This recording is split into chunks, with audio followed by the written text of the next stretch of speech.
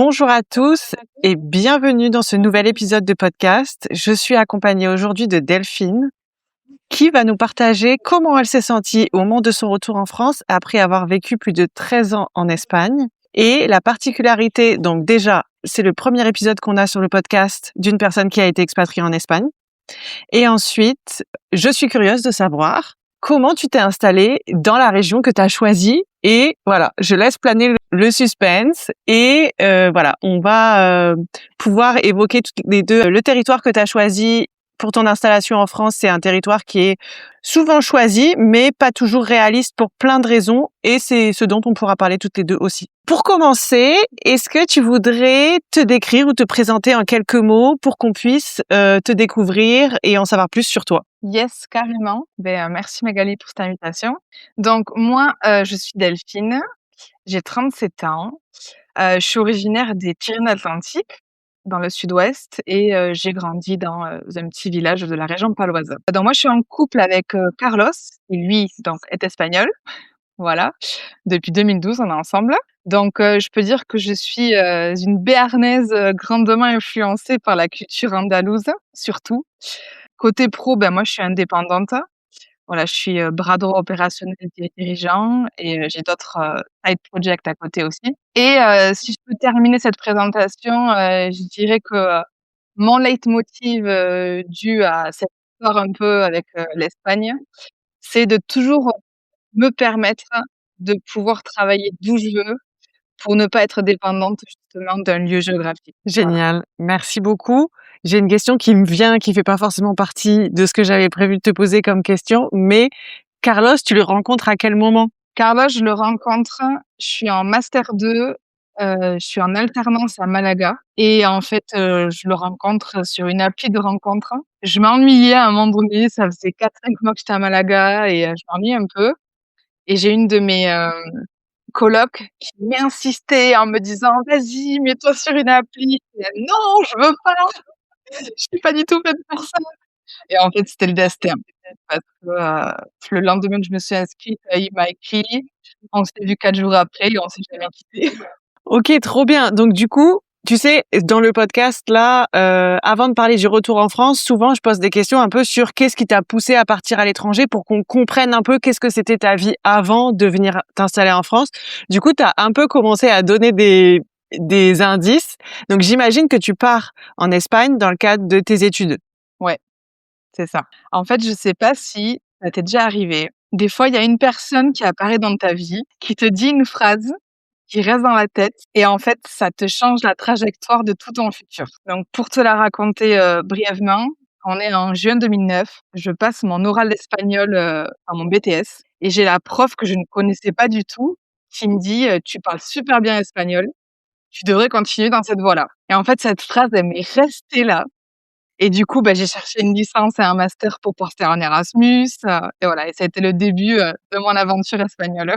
J'imagine que, étant donné que tu as grandi sur ce territoire-là, plutôt proche de la frontière espagnole, est-ce que tu parlais déjà super bien espagnol? Est-ce que, d'où ça vient ça? Je sais pas parce que j'ai eu, des cours d'espagnol en LV2 depuis la 5e, tu vois? Comme un peu, tout le monde ici, parce que c'était un peu la LV2 dans le sud-ouest. Après, j'avais pas forcément plus de relations que ça avec l'Espagne. Si, il y avait mes parents quand on était petits, on allait au Benta acheter, du Ricard, du chorizo et c'est tout, quoi. Tu vois? Donc voilà. Et après quand j'ai commencé du coup la licence, tous mes stages, je les ai faits en Espagne, en fait, tu vois? J'ai commencé à San Sébastien qui est à la frontière. Après, je suis partie en Erasmus pendant 4 mois à Madrid. Je suis revenue pour 2 mois de stage là-bas et la dernière année de master en alternance à Malaga. OK, et après, qu'est-ce qui se passe après cette alternance à Malaga d'1 an? Du coup, j'ai rencontré Carlos, et en juin, moi, c'était genre, je rentre parce que j'ai mon job d'été, et puis au fond, j'avais besoin de rentrer parce que ça faisait depuis, 2-3 ans que, je valdinguais un peu. Au milieu, j'étais partie aussi 2 mois en Lituanie pour un service volontaire européen et j'avais besoin de me poser, en fait et je pense peut-être aussi de voir si je voulais rester ou pas. Donc on est resté 1 an à Pau et en fait, je me suis dit: «Non, je veux plus être à Pau».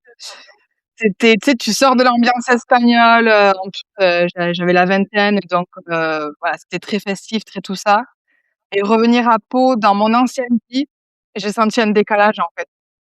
Je sais pas si c'est moi qui avais changé ou si c'était les gens qui étaient les mêmes et que du coup on était trop, tu vois, en phase et j'ai dit: «Vas-y, on part» et Carlos était d'accord aussi parce que lui, il avait pas tellement aimé cette année à Pau non plus et on est repartis, en août 2013, donc 1 an et 2 mois, on est restés à peu près. Donc vous êtes venus vous installer tous les 2 à ce moment-là déjà, en France? Ouais, ouais.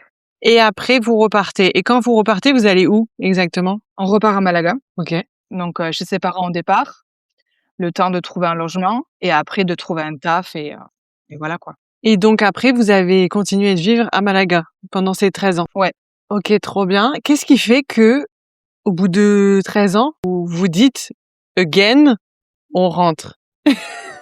En fait, c'est marrant parce que quand on est revenu à Malaga, j'avais toujours en tête de me dire: «Non, mais je reviendrai en France». Tu sais, c'est comme si j'ai besoin de me sentir bien dans mon pays quand même, enfin mince, quoi et en fait et alors il y avait ça et puis il y avait, le truc aussi de me dire que, en Espagne, quand tu deviens proprio, les logements qu'il y a le plus, c'est ou un appartement ou c'est des petites maisons individuelles, toutes collées où tu as un patio devant, un patio derrière et il y a pas forcément de maisons avec des jardins et sur des villas à 1 000 000 € et du coup, c'est plus difficile et moi, j'ai grandi à la campagne, avec un grand jardin, une maison et en fait, j'avais envie de ça, quoi, tu vois? Donc je m'étais toujours dit: «Je rentrerai en France parce que je veux être proprio en France parce que ça me correspond plus», mon conjoint aussi, mais voilà, avec cette possibilité justement de travailler, à distance et de pouvoir revenir, plusieurs mois par an en Espagne ou moitié-moitié, voilà.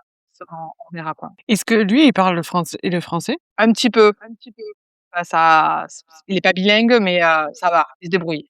Et donc quand toi, tu lui dis ça: «J'ai envie de rentrer en France pour, m'installer, acheter une maison et tout», il te dit quoi lui?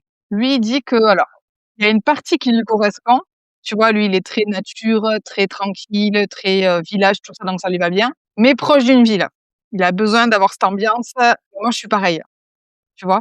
Donc lui, ça a jamais été un non définitif. Tu m'as toujours dit: «De toute façon, je suis avec une Française, donc l'option de vivre en France, elle est là aussi, quoi». Finalement, ça se fait quand même de façon assez fluide. Ça se fait de façon fluide. Après, peut-être que tu me poseras la question après, mais je te dirai le pourquoi, à ce moment-là, on a décidé de rentrer. Mais en tout cas, oui, l'idée était toujours là, quoi. Et donc c'est quoi le grand déclencheur? C'est quoi vraiment ce qui fait qu'on y va, quoi? Alors le grand déclencheur, ça a été que le logement dans lequel on était, on devait le rendre et en fait, Malaga est devenue la 4e ville la plus chère d'Espagne niveau immobilier. Donc c'était, même plus possible de trouver un loyer, enfin c'est devenu nawak et du coup, je me suis dit: «Bah, tiens, on va regarder en France ce qu'il y a» et en fait, tu vois, pour à peu près, dans le coin ici sud-ouest, pour 1 000 €, tu as une maison avec un jardin en location. À Malaga, 1 000 €, tu as un appartement avec 2 chambres, tu vois? Donc du coup, c'est pour ça que j'ai commencé à regarder ici et j'ai trouvé une opportunité où les étoiles se sont alignées et du coup, c'est pour ça qu'on est revenus, très rapidement ici, quoi. Vous avez réussi à faire ça en combien de temps à peu près? 3 semaines de recherche et 1 semaine de déménagement. Je sais même pas comment on a fait encore. Mais vous aviez quand même réfléchi et mûri le projet avant ça, tous les 2 quand même? Alors oui, en fait, moi j'étais là, «Vas-y, on doit partir. À Malaga, il y a rien. On va commencer à regarder en France» et du coup, l'option était ouverte et puis Carlos, c'était, «Oui, mais enfin, moi, je suis bien à Malaga, en fait». Tu vois? Il avait toujours ce truc de, c'est, toujours je pousse, tu vois? Et puis après il me suit et en fait, on a trouvé enfin, une opportunité, on a trouvé une maison qui était en loi Pinel, donc à 1 000 € et en fait, il se trouve que le proprio, on avait un ami en commun, donc il m'a fait passer devant 200 personnes. Donc ça a été quand même un gros coup de chance. Félicitations. Mais donc du coup, j'imagine que lui, il a peut-être été rassuré en se disant: «Bah, en fait, elle a trouvé un logement, ça paraît être OK, bon, bah, allez, j'y vais, quoi». Oui, voilà, moi je lui avais envoyé le lien, tu vois, de la localisation. Lui, il voulait, tu vois, avoir un bois à côté pour se promener avec les chiens. L'océan pas loin, ça aurait été le must et on l'a. Donc oui, tu vois, je trouvais les annonces, je lui ai envoyé et quand il me disait: «OK», j'ai envoyé le dossier. Est-ce que vous aviez l'habitude de venir en France pendant ces 13 ans ou pas trop? Ouais, alors moi, plus, parce que notamment j'ai une activité en ligne où je travaille pas mal avec la France et du coup je bougeais pas mal et sur les 3 dernières années, on venait passer, entre 5 et 6 semaines tous les étés chez mes parents parce qu'il fait trop chaud à Malaga l'été. Donc on avait quand même ce truc, tu vois? On a toujours eu ce lien, en fait, hein. Et lui, au niveau pro, il s'est dit quoi quand tu lui as dit: «Ben, en fait, j'ai trouvé une maison et tout»? Comment il a fait pour rebondir rapidement et tout, d'autant plus qu'il parle pas trop français? Lui, il a la chance d'avoir une entreprise familiale avec enfin, sa famille a une entreprise familiale et donc il était sur le terrain quand on était à Malaga et là, en fait, il est passé en télétravail. Donc on est tous les 2 en télétravail. Cool. Est-ce que vous aviez des appréhensions tous les 2 quand vous avez commencé à réfléchir à ça? Que ce soit lui peut-être par rapport à la langue ou à changer de pays, à vivre dans un pays qui n'est pas le sien, ou toi à te dire: «Bah, en fait, je vais rentrer en France, qu'est-ce qui m'attend?» Alors je pense que les 2, on avait un peu peur, de perdre cette ambiance espagnole. Parce que tu vois, même si on n'est pas forcément, très fête, on est quand même assez casanier tout ça, mais le fait l'énergie en fait du lieu où les gens sont tout le temps dehors, c'est tout le temps beau, tu vois? Ça te met quand même une vie sociale où tu vois tout le temps du monde et en fait, je m'étais dit: «Là, on arrive à Tos, 4 000 habitants, il y a que des villages autour. La première ville, elle est à 35 minutes». Donc je te dirais que ça a été la partie qu'on appréhendait le plus, celle qu'on a un peu plus du mal à vivre aussi, finalement, avec le recul. Et puis il y avait ce truc de se dire, mes parents étaient à 30 minutes, on allait manger 2 fois par semaine. Là, mes parents, ils sont à 1 heure et quart, on se voit pas tout le temps, enfin, tu vois? C'est différent, donc on est un peu plus seuls ici. Donc c'était un peu l'appréhension aussi et ensuite on avait un peu peur, enfin un peu peur. Peur est un grand mot, mais la mentalité, parce que tu sais, je pense que vous l'avez tous vécu quand vous êtes partis, tu te rends compte de ton pays, des habitants, de comment toi tu étais et cetera et puis, ben, tu t'accommodes aussi à la mentalité du pays dans lequel tu vas et en fait, je m'étais dit: «Moi, j'ai pris plein de trucs espagnols, ça va peut-être pas être très bien vu ici» et en fait, c'est un peu tu mesures un peu ce que tu dis ou tes réactions ou donc c'était surtout ça, quoi, les appréhensions de base. Et est-ce que par rapport à ce que tu viens de décrire là, le dernier aspect, est-ce que tu as été surprise sur certaines choses ou est-ce qu'au final ça se passe plutôt bien? Ça se passe bien parce qu'en fait, là où on est, je pense que c'est depuis le Covid où les gens se sont pas mal expatriés, mais dans la France. Genre ici, il y a plein de gens qui sont pas d'ici. Donc c'est quand même ouvert niveau mentalité parce que même si, tu pas parti à l'étranger, tu as quand même quitté ton chez toi, tes proches, ta famille, tout ça. Donc les gens sont quand même assez ouverts, aux rencontres, et du coup, ça fait un mélange de, campagnards d'ici avec, un peu les gens qui sont pas d'ici et qui sont plus open mind, quoi. Je comprends. Et vous habitez à combien de temps de la frontière espagnole? Si par exemple vous voulez vous faire, une journée en Espagne, c'est à peu près à combien de temps? Ouais, on est à 45 minutes, hein. Ouais, donc en vrai, peut-être que oui, ça te demande de sortir de chez toi pour la journée ou un truc comme ça si tu veux retrouver un peu cette ambiance ou mais tu peux quand même aller en Espagne facilement, quoi. Oui, oui, oui. Puis on repart à Malaga aussi, tu vois, on y a passé 2 semaines, pour les fêtes. Là, on y repart 2 semaines fin avril, donc on essaie quand même d'y aller, régulièrement. Que toi, tu te souviens de tes premières semaines en France? Déjà, ça a été tellement vite, hein, qu'on n'a pas eu le temps de se dire genre, tu trouves une maison, c'est pour dans 2 mois, tu as 2 mois pour te mentaliser. Là, ça a été, on a trouvé une maison, elle était dispo de suite. J'ai pris l'avion le lendemain, j'ai signé le contrat le lendemain et 10 jours après, on était dans la maison, quoi. Donc ça a été un peu un choc émotionnel, tu vois?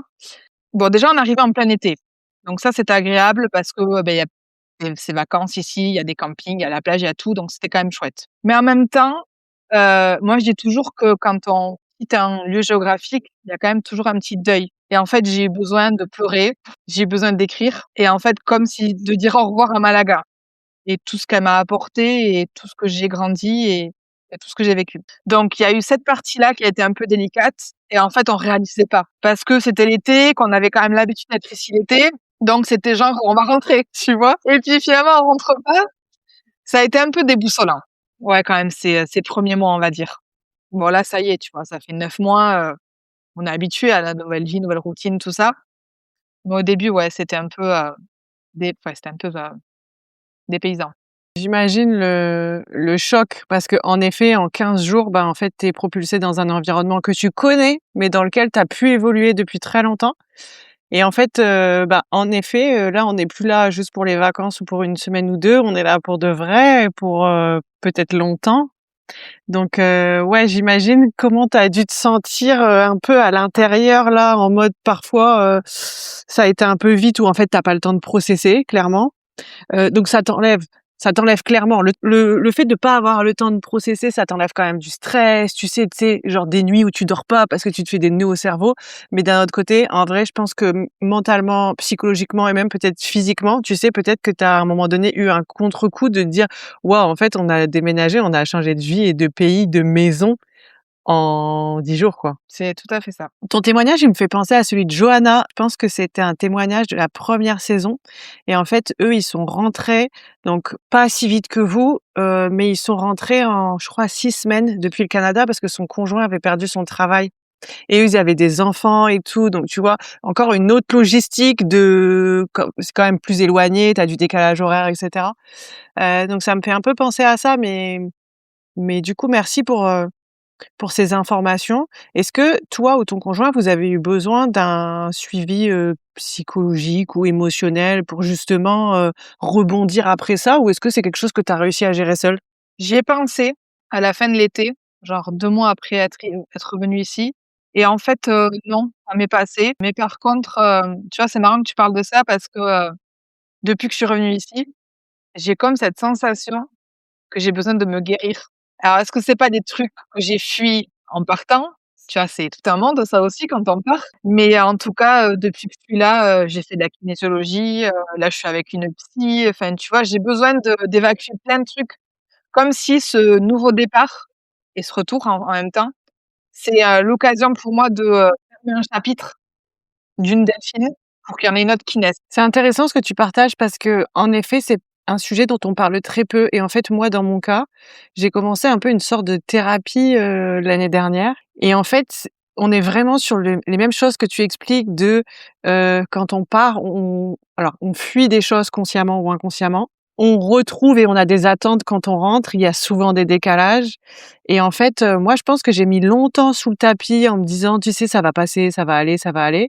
Et en fait, j'ai dénoué plein de trucs en discutant avec cette personne, depuis quelques mois et franchement, c'est quelque chose qu'il faut pas hésiter à faire. Je sais que ça a un coût, mais c'est quelque chose qu'il faut vraiment pas hésiter à faire parce que ça permet vraiment de comprendre plein de choses, plein de schémas, de départ, de retour, de comment je me sens, de où je me sens bien, moins bien, de donc trop bien si tu as commencé à faire ça et que ça t'aide aussi. Ouais et je pense qu'il y a autre chose aussi qui est important, dans le couple, là, je parle, c'est la communication. Parce que finalement, enfin, tu vois, moi, je suis consciente que mon conjoint, c'est pas son pays d'origine, que c'est sûrement c'est plus difficile pour lui que pour moi et du coup, ben, que lui, il exprime ce qu'il ressent, qu'il exprime ses besoins, que moi je les comprenne ou que tu vois, enfin, qu'on discute de tout ça, c'est vachement important, bah, pour se libérer et puis pour, comprendre, enfin, pour voir que l'autre te comprend et essayer, ben, ouais, de combler les besoins de chacun, quoi. Et puis éviter aussi, tu sais, la solitude de dire: «Bah, en fait, je garde tout à l'intérieur. Peut-être ça va je suis content sur certains aspects et peut-être moins sur d'autres parce qu'en fait, je suis pas dans mon pays et cetera, ou je fais face à des situations ou à des comportements peut-être, tu vois,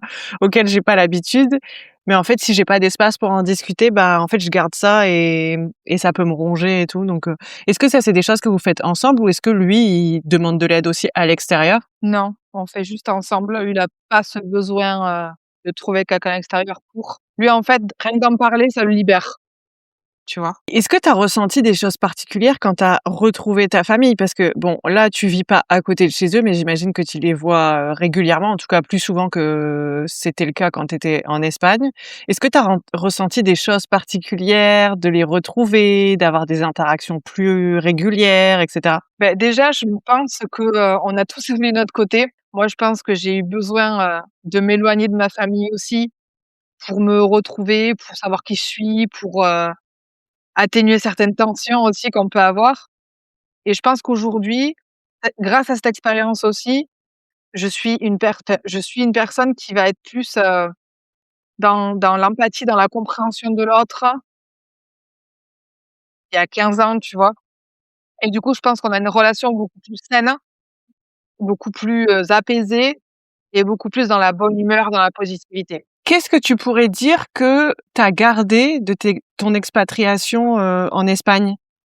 Qu'est-ce que tu as appris là-bas et qu'est-ce que tu gardes avec toi? J'ai appris à dédramatiser parce que alors je sais pas si c'est dans toute l'Espagne, mais surtout l'Andalousie, parce que du coup j'ai une belle famille donc j'ai été vraiment en immersion. Ça m'a limite choquée au début de me dire, mais en fait, le «c'est pas grave», tu vois? C'est vraiment, dans leur culture, rien n'est grave, tout a une solution, et moi j'avais tendance à tout dramatiser, à tout était grave, enfin tu vois? Je sais pas si c'est moi ou la mentalité française aussi en général, mais j'ai vachement appris à dédramatiser, à lâcher prise aussi du coup, parce que c'est quand même, lié et non, je dirais que c'est les 2 choses, les plus ouais, les plus importantes que je retiens. Qu'est-ce que tu voudrais nous dire de ta vie aujourd'hui sur ce territoire-là que tu as choisi? Nous, on est à la maison tous les 2. Donc déjà, enfin moi par exemple qui ai quand même besoin d'un minimum de vie sociale, faut que j'aille la chercher parce que tu es pas avec des collègues de travail, aller voir tous les jours, tout ça. Donc moi, ce que je fais, c'est que régulièrement, je vais dans des, meetings d'entrepreneurs pour rencontrer du monde. Donc je fais ça. Après, j'adore être chez moi. J'adore travailler depuis chez moi. Mais donc j'ai ça, je vais au yoga, je vais à la muscu, enfin voilà, tu vois? J'ai mes activités aussi, plus bien-être et ensuite, bon, beh, l'été, tu as la plage, tu voilà, tu sors beaucoup plus et cetera. Il y a plus de monde, tout ça. Mais l'hiver, c'est quand même un peu plus difficile parce que c'est très calme. Les gens sont c'est très casanier en France, tu vois? C'est les gens, ils vont au travail, ils rentrent à la maison, ils sont pas dehors, tout ça. Donc l'hiver est quand même, assez un peu difficile. Ça a été un peu difficile, mais sinon le quotidien, c'est ça, c'est, à la maison, les promenades, le bien-être, avec la muscu, tout ça et les rencontres, avec d'autres entrepreneurs. Et est-ce que cette vie d'aujourd'hui, ça vient un peu répondre à tes besoins que tu avais initialement de rentrer en France, d'avoir une maison, tu sais, d'avoir un espace, un jardin, et cetera? Est-ce que c'est ce que tu imaginais? Alors oui, parce que je savais ce que j'allais perdre aussi, j'en étais consciente et que j'allais du coup, devoir le retrouver ailleurs, par rapport à l'ambiance, par rapport à la au fait de voir du monde. Alors après, moi je pense que j'ai quand même plus gagné que Carlos parce que, mais moi je suis super contente d'être avec lui toute la journée. À Malaga, j'étais solo toute la journée, tu vois? Et ça commençait vraiment à me peser. Là, je suis avec lui, donc on mange ensemble, on prend le petit déj ensemble, on dîne ensemble, on discute, on est dans nos mondes après dans le taf et ça pour moi c'est super agréable et du coup je me sens mieux. Je fais plus d'exercice aussi qu'avant. Donc en fait, sur un bien-être général, moi je suis quand même beaucoup mieux. Tu vois, 9 mois après être venu en France, ce serait quoi son bilan à lui? Tu veux retourner à Malaga? Ah oui, c'est sûr. Lui, si tu lui demandes, bah, déjà je pense que sa famille lui manque, déjà ce côté-là, parce qu'en plus sa famille, ils sont très famille. Ils sont 4 gosses, enfin, il y a plein de petits-enfants, donc voilà. L'ambiance, la vie, lui, ça lui manque quand même beaucoup. Le seul truc qui lui manque pas et qu'il est très content, c'est de ne pas y foutre un pied l'été. Voilà. Voilà, tu vois, le printemps arrive, donc il est beaucoup mieux déjà, et puis il se dit: «Voilà, l'été arrive à Malaga, il fait chaud là-bas, moi je suis très bien ici». Et est-ce que tu penses que vous allez être amenés à retourner en Espagne? Moi aujourd'hui, non, en tout cas pas à l'année entière. Moi l'été, je ne supporte pas. Il fait trop chaud, c'est non, je pouvais plus, tu vois? Mais lui non plus, donc on a aligné par rapport à ça. Par contre, ce qu'on aimerait, c'est, y aller plus. Genre si on peut y passer, tu vois, au moins 3 mois d'hiver là-bas, ça serait trop bien et quand on aura des enfants, ben, y aller toutes les vacances scolaires, par exemple, tu vois, hors été. Mais en tout cas, y aller plus régulièrement. Ça serait un bon compromis, autant pour lui que pour moi. Avec le recul des 9 mois là que tu es en France, quel regard tu portes sur ce choix, le choix que vous avez fait de rentrer en France et la façon dont ça s'est passé? Bon, ça a été très rapide, mais du coup, des fois, je me dis: «C'est pas plus mal», aussi. Mais bon, après, tu vois, j'aime bien me dire qu'aujourd'hui, je suis ici, mais demain, bah, je sais pas. Tu vois, je pense que rien n'est figé et que, autant vivre, ce qu'on vit aujourd'hui, par rapport à là où on est, par rapport à ce qu'on a à apprendre du lieu où on est, des gens qu'on rencontre et puis écoute, on verra le futur, comment il se, profile. Et alors pour la communauté et les personnes qui nous écoutent, s'il y a, une famille ou un couple ou une personne qui voudrait venir s'installer sur ce territoire après, au moment d'un retour en France, qu'est-ce que ce seraient tes conseils? Mes conseils, ça serait de faire un peu cette introspection, de se dire: «Le territoire que je vais choisir, il va répondre à quels besoins que j'ai, que mon conjoint a ou que mes enfants ont». Tu vois? Déjà, c'est les critères, en fait. Parce que moi, nous, on avait choisi ce lieu-là parce qu'on savait que ça nous correspondait, parce que la famille était pas trop loin, il y avait l'océan à côté, c'est quand même tranquille, il y a de la nature. Donc tu vois, qu'est-ce qui est important pour vous au niveau de l'environnement, au niveau de la vie sociale, au niveau de la taille humaine de la ville, ou du village? C'est vraiment cette introspection, quels besoins chacun en a et du coup, quel lieu on va choisir par rapport à nos besoins. Du coup, je posais cette question, plus par rapport à ce territoire-là, tu vois? On veut s'installer sur les Lan dans les Landes, on connaît, voilà, la difficulté de se loger et cetera. Ce serait quoi, ouais, tes petites astuces pour, arriver justement à s'installer, sereinement? Putain, mais tu sais, j'ai tellement eu de chance moi avec, ce proprio, avec cet ami en commun que je sais pas parce que je pense que le logement, c'est très difficile ici, ça c'est sûr. Ou alors il faut compter au moins 1 500 balles, si tu veux une maison avec un jardin, clairement. Donc s'il y a le budget, ben génial, hein, parce qu'il y en a quand même des maisons en location. Mais s'il y a moins de budget, c'est difficile. Je saurais pas te donner de conseils parce que je suis pas passée par cette étape-là, en fait, finalement. Mais donc peut-être, si on vient du territoire via le réseau, forcément ça va mieux fonctionner et sinon peut-être, on pourrait dire, avoir un budget conséquent qui permet de s'installer sur ce territoire.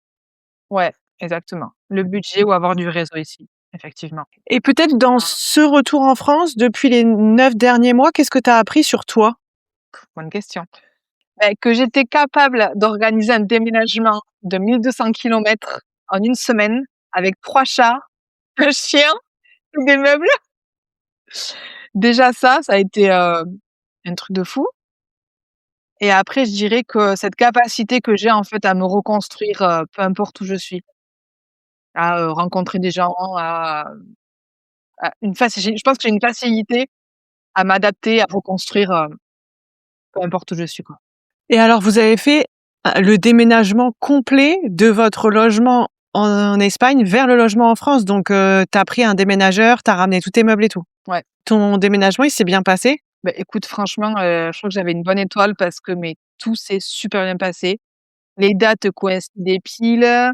Le dernier truc que j'ai trouvé au dernier moment, c'était le transport des chats parce que c'était super cher et au dernier moment, j'ai trouvé une association, qui ramenait des chiens dans le nord de l'Europe, tu sais, qui étaient adoptés par des gens dans le nord de l'Europe, donc qui passaient par là, donc c'était très bien et c'était pas du tout cher en plus.